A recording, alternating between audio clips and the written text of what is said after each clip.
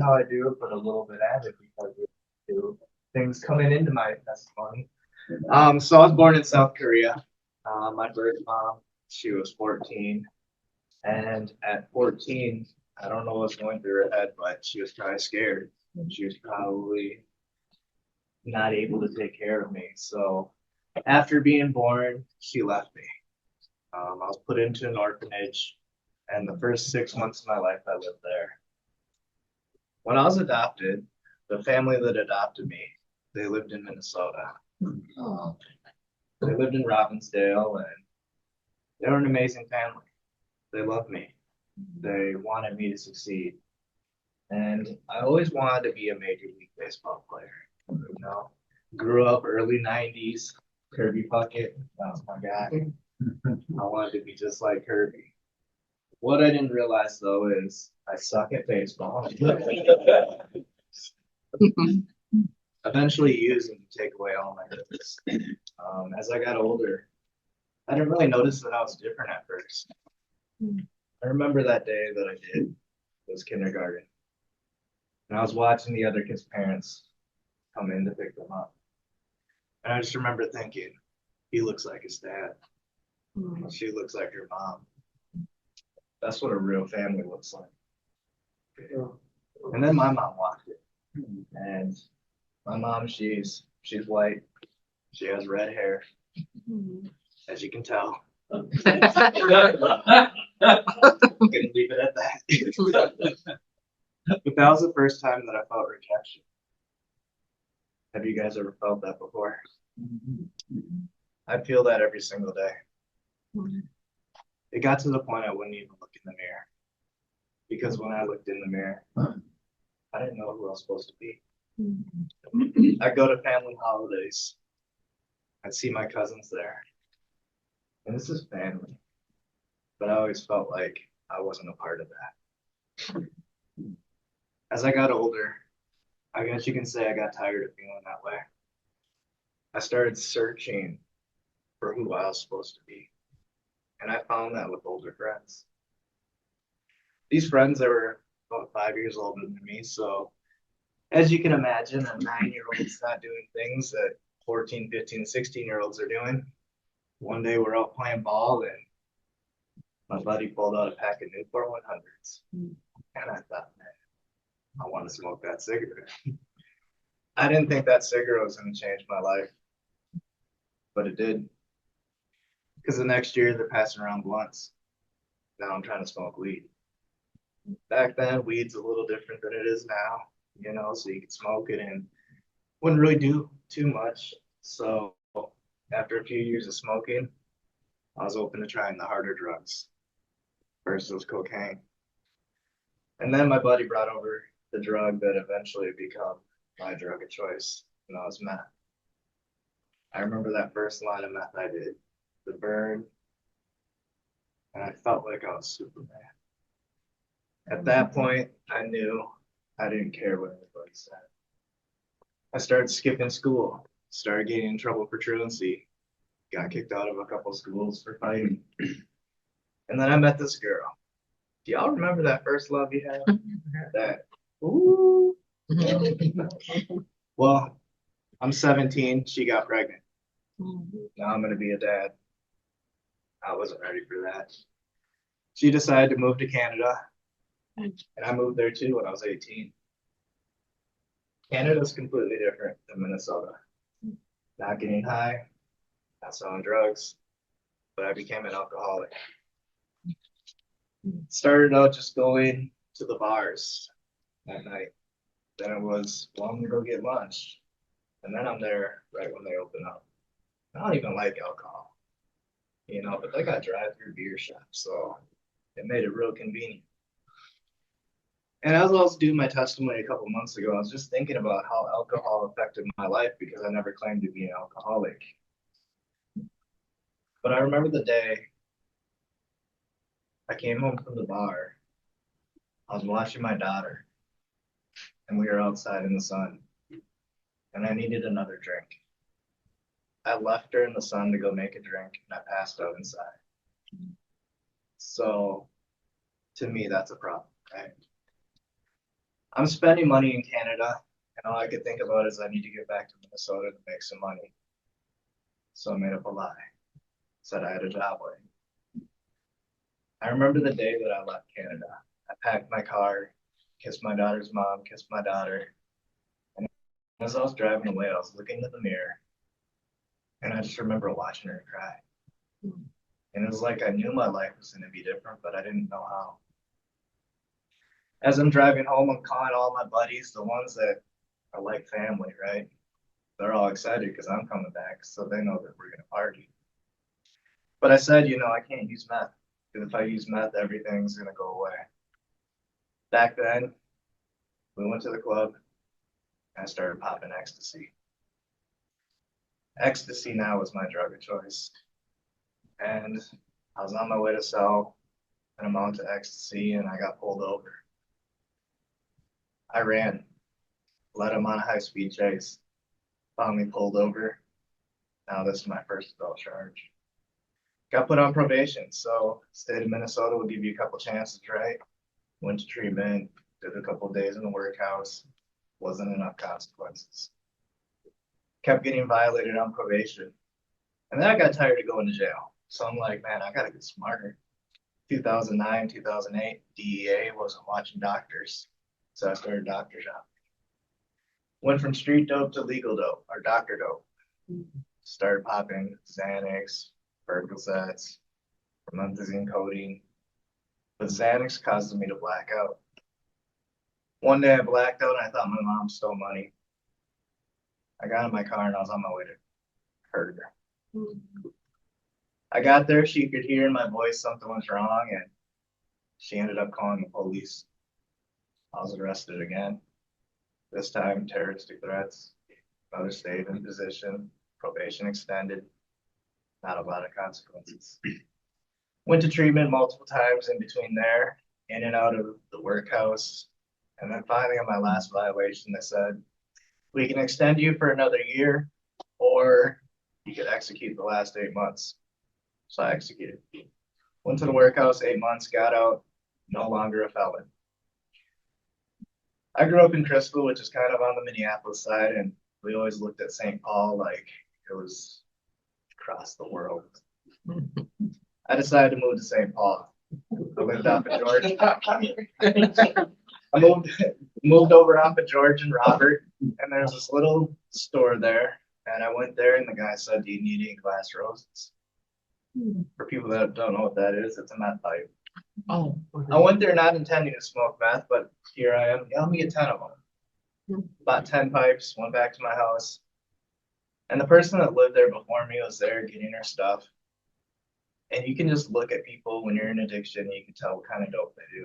And I'm like, oh yeah, we're about to get high. Started smoking, getting high. Then she had me move out to Wisconsin with her. Lived out there for a while, and once I realized the laws in Wisconsin, I came back to Minnesota. While I'm in Minnesota, I had given a couple people some dope to sell, and got robbed. He wasn't going to get my money, so I got the address. I went, kicked down the door, laid everybody down in the house. They didn't have the dope. They didn't have any money, but they had guns. So I took their guns. I left thinking they're not going to call the police because they're stealing drugs from people. They called the police. Brooklyn Center is where the case happened. Basically, Brooklyn Center investigated. They decided that there was a lot of guns involved, so they gave it to the Violent Offenders Task Force. Task Force took the case. 2 days later, they came and got me. Basically, at that, I was looking at 3 counts of first-degree aggravated robbery, 1 count of prohibited person with a firearm. Had my paid attorney. We were gonna really try to fight the case. The BCA got back really quick with the evidence. It literally was there in 48 days. I'm like, what? I thought I had some time. My attorney came in, told me, Micah, we're gonna lose. I said, man, don't tell me that. I'm paying you. He said, we're gonna lose. Your best option. We've already pushed it out a couple of times. Fire me. Go with the public defender. That means you've got at least 2 more times you can push it out because he's your new attorney, waiting for more evidence. So I did that, and let me tell you, my public defender was better than my paid attorney. Like, he actually fought for my thing. Finally, the state offered, plead guilty to the gun. We'll drop the burglaries. So I pled guilty to the gun. Ended up going to prison on a 60-month sentence. When I was in prison, I was 23. At that point, I thought I was tough. I'll just do these 40 months. I don't care. My case manager was like, you're an idiot. He's like, why don't you apply for boot camp? They're taking gun charges. Well, I want to do ISR. He said, you're probably going to do ISR anyways. So I said, all right. Ended up going to boot camp, and while I was in boot camp, I figured out every way to manipulate the system. I did the run one time. I had multiple, they're called profiles. You don't have to wear your boots. I slipped and fell on work crew out in restorative justice. I figured out ways to kind of just slip through. Then I got off. Did the ISR for a year. Figured out ways to manipulate that. But then I met my new agent. And he gave me too much freedom. That freedom caused me to think that I could sell dope again. Yeah, that lasts for about 22 seconds. You know, you hear a little chink chink on the scale. Now it's I'm gonna dust a little on the table, crush it up. Then it's I gotta quit 72 hours before I go in. And then it's catch me when you catch me. That's always how my addiction's gone, because I can never ask for help. But that catch me when you catch me turned into I went into a psychosis. I thought the Grim Reaper was chasing after me one day. Mm-hmm. I'm on Highway 62. And I just remember yelling, you're not going to get me, I'm going to get myself.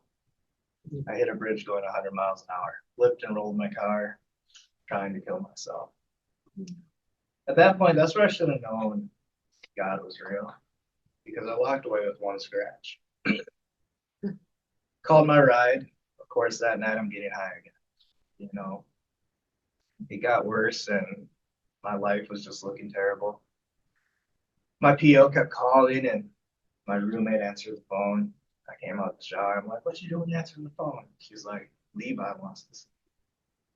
So at that point, I'm tired.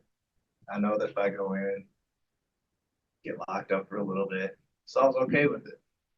But of course, you know, being the addict that I was, I had to try to get away with it. So I went and bought some fake pee, had a strap to my leg, brought my roommate's baby with me. I walk in just flailing.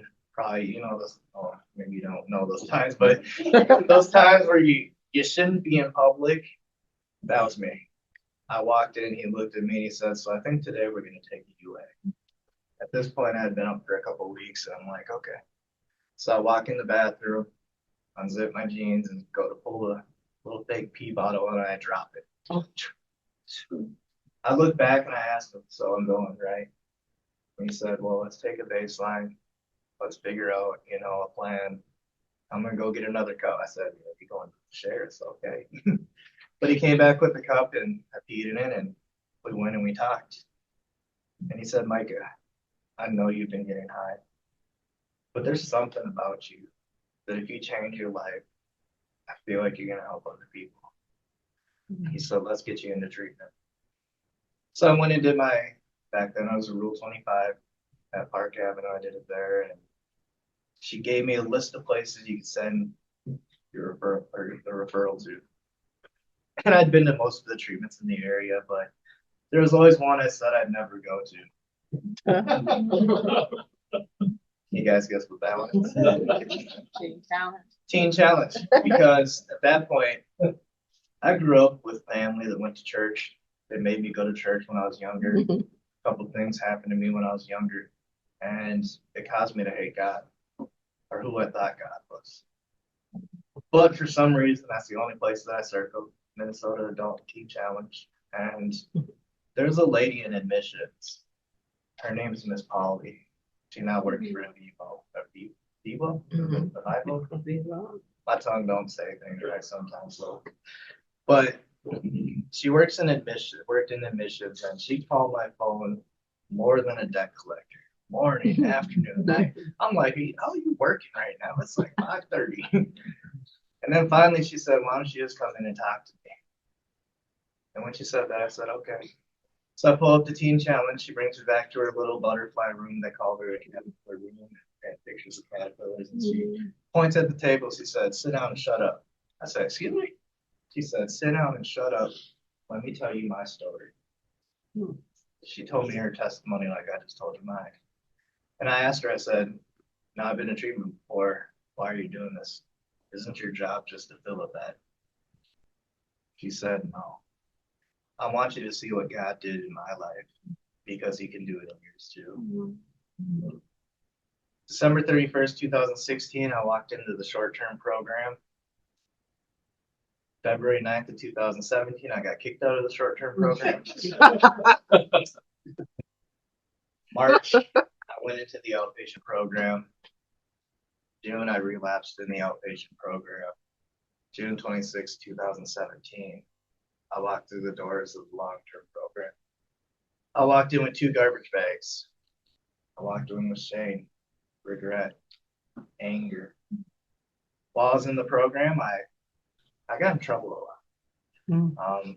I was on discipline for 8 months that I was there. I had multiple stops in my program. I turned a 13-month program into a possible 18. I ended up getting out in 15 months.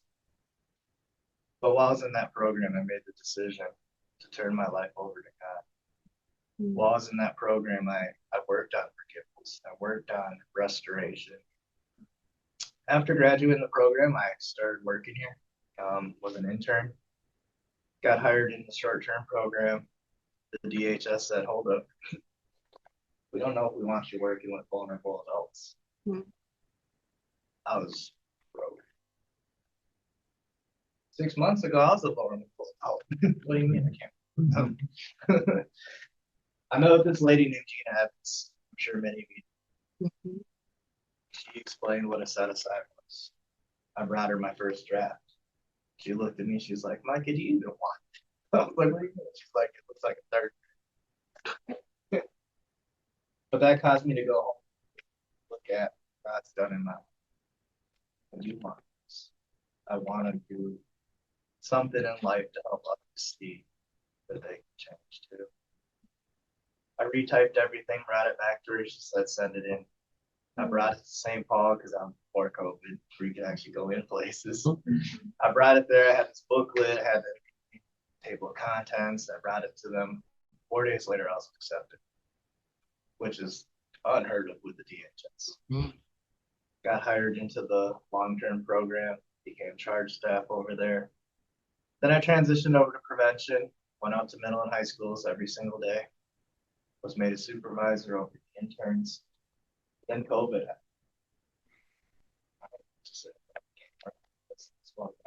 happened. 15 years, like, cameras paranoid me. So I quit. Had no plan. Mary Brown, she's our senior vice president of marketing. She said, what can I do to keep you? She gave me a job in outreach. I was the driver, and I was promoted into the position I am now. First, it was just Scott, Dakota, Washington, Carver. A couple of years ago, I was given the DLC. Now I'm given the DLC plus sober homes. So I'm all over. But that's not where my story ends, you know. I went through a couple of relationship things, but this last relationship before the one I'm in today, that one broke me.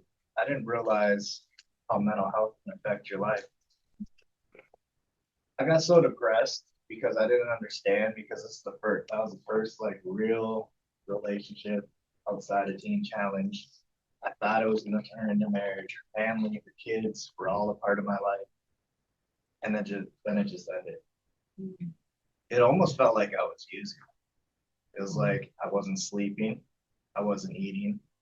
I wasn't attending to my life. I was losing weight.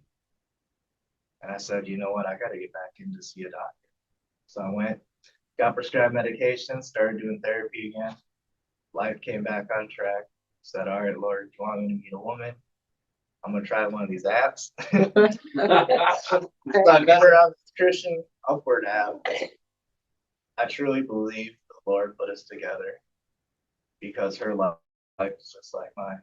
That was one of the things I worried about. How am I going to find a woman to understand that spoke that?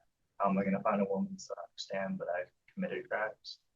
How am I going to find a woman that's gonna understand working at a treatment center, because that's not normal work. There's different stresses that come with that, working with clients that I didn't know how I was gonna be able to present to someone. Well, this woman, she went through the La Crosse, Wisconsin Teen Challenge. She's had a criminal past, multiple first degrees. She's on probation for 15 years, but she's also the spiritual care coordinator of La Crosse, Wisconsin Adult Teen Challenge. Her life, my life, we haven't had to explain things to each other in the ways that you do with other relationships. It automatically just felt correct. We're actually getting married January 19th.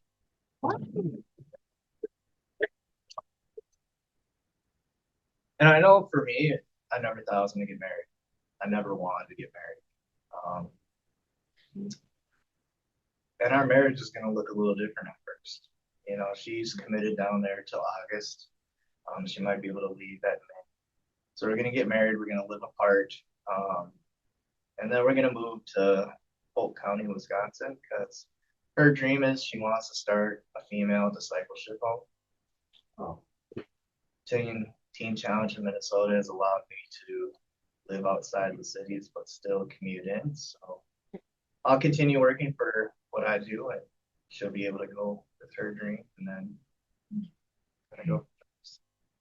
God's good. You know, he's something. You know, the good and the bad. I can't question God.